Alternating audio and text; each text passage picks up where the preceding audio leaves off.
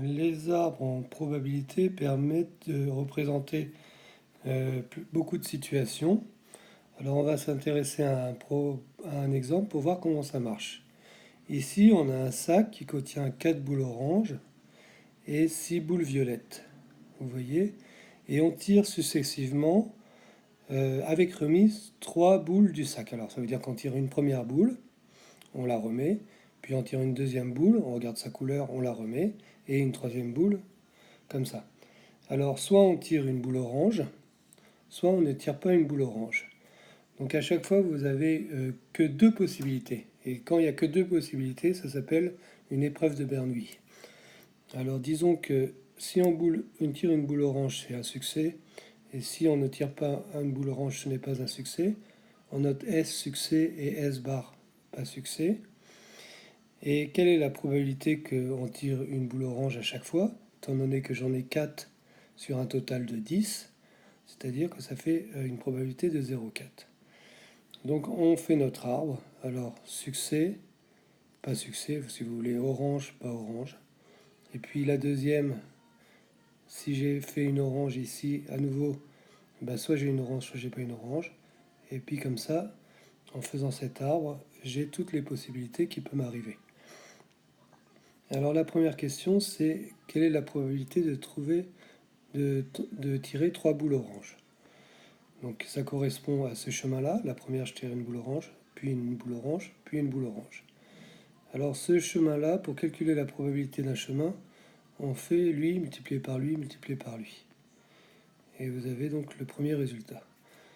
La deuxième question, c'est quelle est la probabilité de tirer une boule orange exactement. Alors quand on tire une boule orange, ça correspond à quel chemin? Ce chemin, vous voyez, ça donne une boule orange. Ce chemin-là, il donne une boule orange ici. Une boule orange. Donc il faut faire la somme de ces trois chemins. Et pour le premier chemin, ça va être lui fois lui fois lui, ici.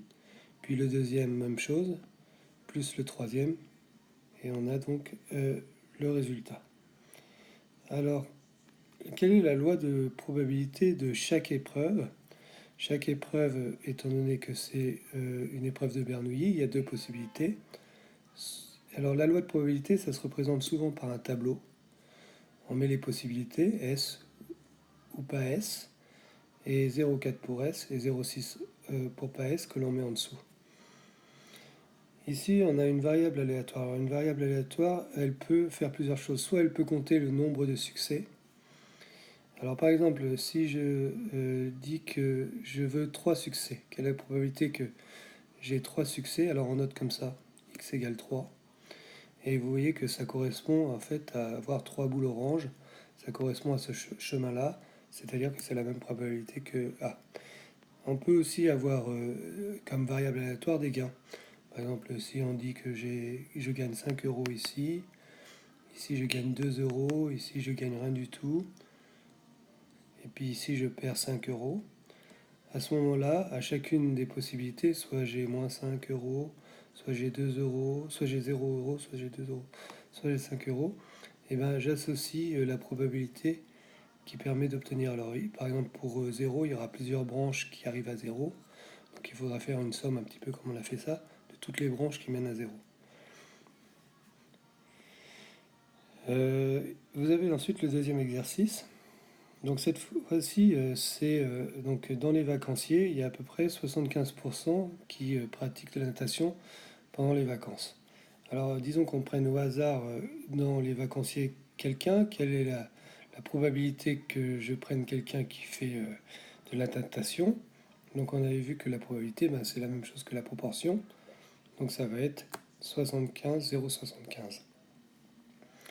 Donc si j'appelle n la natation et n bar pas de natation, si je demande à trois personnes successivement, la première, est-ce que vous faites de la natation? Oui, non. Puis la deuxième, oui, non. Puis la troisième, oui, non. Vous voyez, vous allez avoir l'arbre qui va représenter toutes les possibilités. Alors on va pouvoir répondre aux questions. Quelle est la probabilité que sur les trois, il n'y en a aucun qui fasse de la natation? Vous voyez, donc ça correspond à cette branche-là. Et comme tout à l'heure, on fait lui multiplié par lui multiplié par lui. Quelle est la probabilité pour que sur les trois, il y en a deux qui fait de la notation. Alors ça correspond à cette branche ici, ce chemin-là, ce chemin-là et ce chemin-là. Et à chaque fois, on fait les produits, plus la deuxième, plus le troisième, et on a le résultat. Alors les fonctions du second degré. Les fonctions du second degré, on va voir ça sur un exemple aussi. C'est quand on a ici un x au carré, ça veut dire qu'on est du second degré. Alors disons qu'on a une fonction pas comme ça, mais comme ça. Et première question, on nous demande de nous démontrer que f de x peut être mis sous cette forme-là, factorisée. Alors comment on va faire? On va développer ici, vous savez, et on va vérifier qu'on tombe bien sur la fonction qu'on nous a donnée au début. Alors attention, il ne faut pas mettre tout de suite f de x ici, parce qu'on va le savoir qu'à la fin de nos calculs que c'est bien f de x, parce qu'on va le reconnaître. Donc la distributivité, alors il faut bien retenir x fois x, ça fait x au carré. Le 2, je le laisse devant et je m'en occuperai après. Après, x fois moins 4, ça va faire moins 4x. On met directement le résultat parce qu'on peut le faire de tête. 6 fois x, ça fait 6x, et puis c'est un plus. 6 fois moins 4, ça fait moins. 6 fois 4, 24. Voilà, donc après, je peux ici faire moins 4 plus 6x. Donc ça me donne 2x. Il reste mon 2 là. Et puis après, je distribue mon 2 dans un deuxième temps. Donc ça va doubler tout ce qui est à l'intérieur. Ça va faire 2x, 4x, moins 48. Voilà le résultat. Alors à ce moment-là, je reconnais que c'est bien celle du départ. Et j'écris ici égal à f de x. J'ai démontré que c'était bien égal à ça. Une fois qu'on a la forme factorisée, on peut savoir comment va être la fonction. Parce que le fait que le coefficient principal, ici 2, que l'on retrouve ici devant le x au carré, le plus fort degré, soit positif, ça veut dire que notre fonction, elle va être comme ça, dans ce sens-là. S'il était négatif, elle serait dans ce sens-là. Ça va être une parabole. Ensuite, ici, il faut chercher le nombre qui va annuler ce qui est entre la parenthèse. Par exemple, si je mets x égale moins 6 plus 6, ça va faire 0. Donc ici, moins 6, ça va être une première racine. Et ici, combien il faut que je mette à x pour que ça fasse 0? C'est 4. Donc 4, ça va être une deuxième racine. Si bien que ma parabole, elle va passer par là, c'est là où elle va couper l'axe des x, puis elle va descendre, et puis elle va recouper ici. Alors, où va se situer le sommet? Le sommet va se situer entre ces deux valeurs-là, au milieu de ces deux valeurs-là. Pour calculer le milieu, on va faire donc moins 6, le premier, ici, plus 4, le deuxième, et on va diviser par 2, comme si on faisait une moyenne. Alors on fait le calcul, ça va être moins 1, si bien que moins 1, c'est là où va se situer le minimum. Donc mon tableau de variation va être assez facile à faire. Donc ça va de moins 10 à 10, x, ici j'ai oublié de marquer f de x. Donc elle va descendre jusqu'à moins 1, puis après elle va remonter. Et puis en dernier, il faut que j'indique les valeurs ici, c'est-à-dire celle-là. Pour calculer f de moins 1, pas de 1, de moins 1, je vais remplacer dans la formule, et puis ça va donner moins 50. Et puis il faut que je calcule f de moins 10, donc ici celle part de 112, et f de 10, 192. Alors le tableau de signes. Donc ici j'ai oublié de marquer x, f de x. Elle va de moins 10 à 10. En moins 6 elle vaut 0. En 4 elle vaut 0. Et étant donné qu'elle a cette forme ici, vous voyez que ici elle est plus.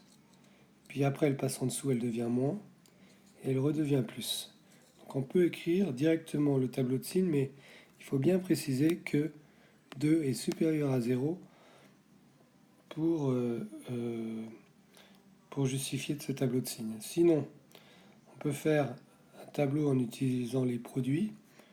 Donc 2, comment est composé? Vous avez 2, lui et lui. 2, lui et lui. Donc 2, il est toujours positif. Après, x plus 6, donc c'est en moins 6 qui s'annule. Ici, il est plus, puis il est moins. Ici, c'est en 4 qui s'annule. Il est plus, moins, moins. Puis après, je fais la règle des signes. Moins par moins, ça fait plus, plus, plus, plus. Donc ici, ça va faire moins, et ça va faire plus, et on retrouve bien la même chose. Alors là, c'est un peu la même chose. Vous avez moins 3, donc ça veut dire que ma parabole, elle est dans ce sens-là. Vous avez le première racine ici, c'est moins 7 pour que ça annule tout ça. Moins 7. Ici, 6. Là, on n'a pas besoin de calculer le milieu. Donc en fait, moins 7, donc elle va être négatif, négatif, puis positif, puis à nouveau négatif. Ou alors on peut faire un tableau comme ça. Mais il faut bien préciser quand on fait un travaux réduit comme ça que moins 3 est négatif. Après, le dernier, c'est l'image de 1 par f. Alors j'ai 1 qui est ici, et son image, ça va être moins 3. F de moins 2, donc f de moins 2, il est ici, ça va être 1. Quels sont les antécédents de moins 4, moins 3 et 4? Alors, les antécédents de 2, pardon. Donc ici, je suis à hauteur de 2. C'est ceux qui vont donner 2. Donc vous avez bien moins 4, moins 3. Et puis ici, il y en a un dernier qui est 4.